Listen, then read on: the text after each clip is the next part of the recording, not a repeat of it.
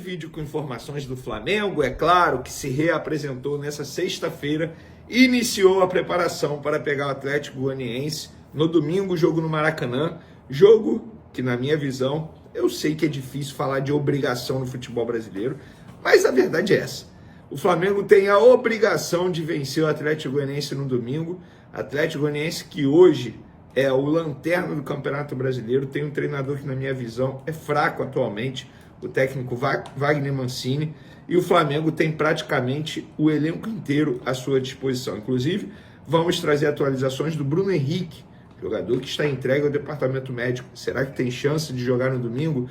Vamos falar também sobre o interesse do Rennes, da França, em Fabrício Bruno.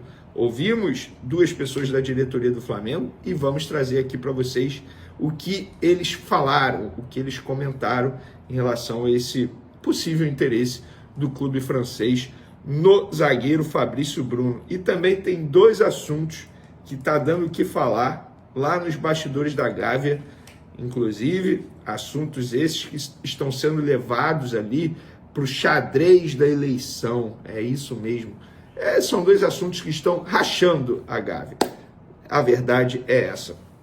Isso tudo e muito mais no vídeo de agora. Vamos para as informações? Alguns dados aqui. Lembrando que chegamos ao fim do primeiro turno. Flamengo Atlético Goianiense é a abertura do segundo turno. Óbvio, o Internacional, por exemplo, está com 5 jogos a disputar ainda no primeiro turno. Criciúma 2 jogos a menos. Muita coisa, muito jogo ainda a ser disputado pelo primeiro turno. Mas levando em consideração que o Flamengo, Botafogo, Palmeiras terminaram ali o primeiro turno, o Flamengo lidera a média de público no primeiro turno do Brasileirão 2024.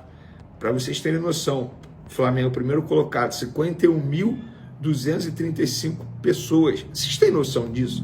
Uma média de público presente de mais de 50 mil. Isso é assustador, óbvio, de maneira positiva. Mas o que a torcida do Flamengo faz, é para aplaudir. O segundo colocado é o São Paulo, com 43 mil. Olha a diferença. Quase 10 mil de diferença na média. 43.856. Terceiro colocado, Corinthians, 42.180.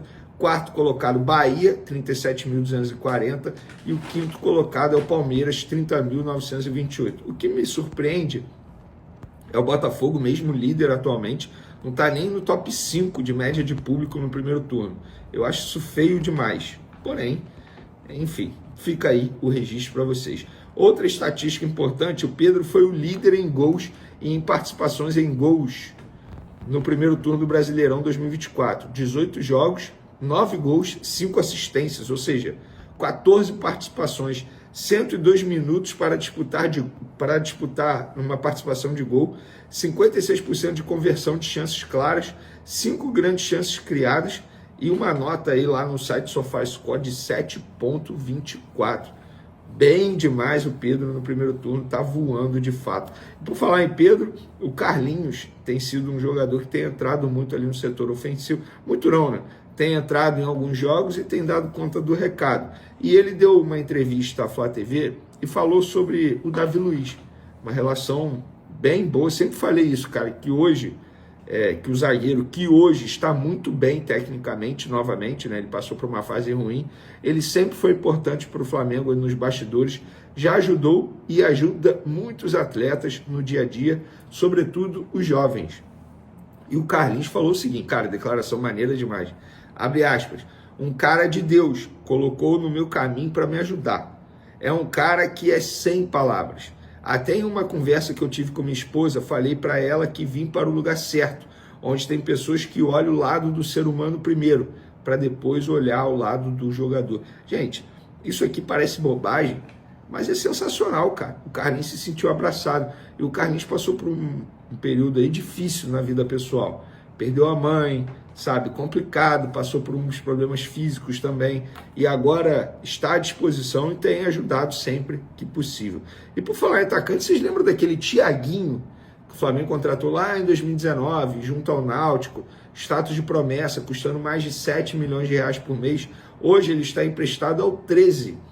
E hoje, conversando com uma pessoa da diretoria do Flamengo, apurando até a situação do Fabrício Bruno, e essa pessoa me passou esse detalhe, falou o seguinte, Vene, o Thiaguinho vem recebendo procura de clubes de mercados super alternativos, como o Dinamo Tbilisi, da Geórgia, e o Chadormalu Arkadan, do Irã. Esses dois clubes procuraram tanto os empresários de jogador quanto o Flamengo.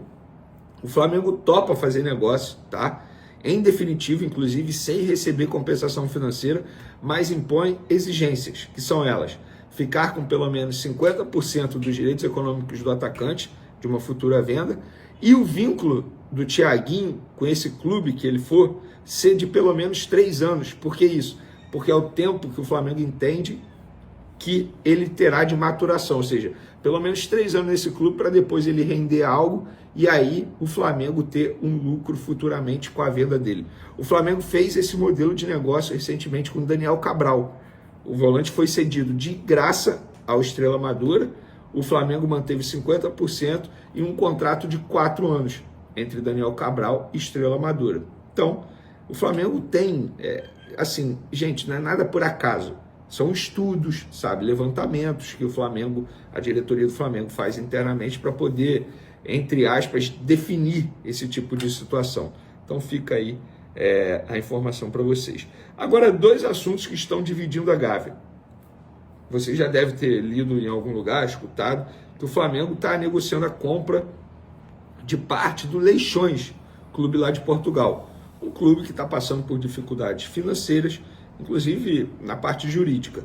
E o outro assunto que está dividindo é a questão da compra do terreno para ter o estádio próprio. Inclusive, na segunda-feira vai ter uma reunião no Conselho Deliberativo para autorizar o Flamengo a participar do mencionado leilão e ofertar lances em valor igual ou superior ao de avaliação de acordo com o prudente arbítrio do presidente de sua equipe, a fim de que o Flamengo possa adquirir o mencionado imóvel em valor que julgar justo, razoável e compatível com a saúde financeira, devidamente acompanhado dos pareceres das comissões permanentes de finanças, jurídica e de marketing do Conselho Deliberativo e do parecer do Conselho Fiscal. Vamos lá. Primeiro, compra do Leixões. Como é que o Flamengo vai comprar um clube, sendo que isso nem foi levado ainda em votação ao Conselho Deliberativo? Questionei pessoas do clube que, inclusive, pertencem a cargos importantes, e eles me garantiram, Vini, até o momento não foi discutido nada, e é claro que sim, que precisa da autorização e de votação no Conselho Deliberativo. E nada foi discutido até agora com nenhum poder do clube, leia-se Conselho de Administração, enfim. Da mesma forma que nada em relação ao estádio foi compartilhado com comissões do COD até ontem, quinta-feira, porque eu estou gravando esse vídeo sexta-feira e amanhã pode ter algo já compartilhado com o COD, por exemplo.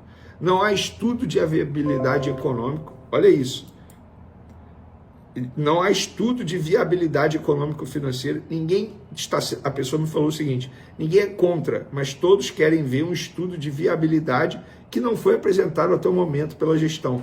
Quem questiona é acusado de ser contra o estádio. Aí é um absurdo, gente. Você vai lá para votar. Se você não questionar, é o quê?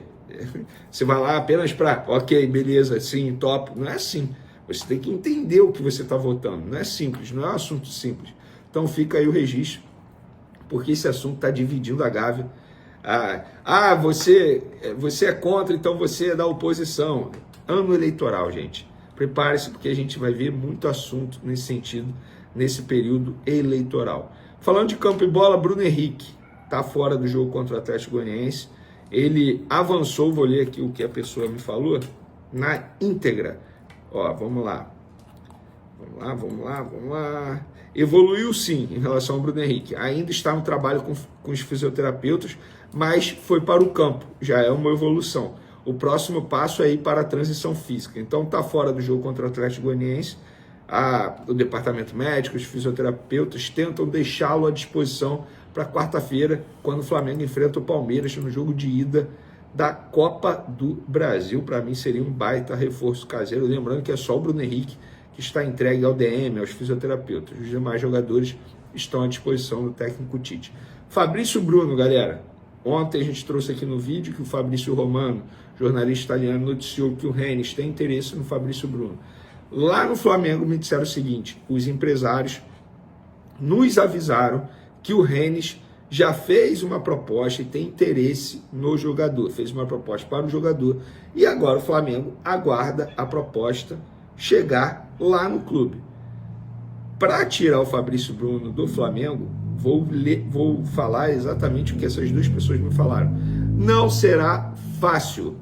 O clube terá que fazer muito esforço financeiro para tirar o Fabrício Bruno da gente. Nós havíamos aceitado a proposta do West Ham, porque era uma proposta que a gente entendia que era muito boa para a gente.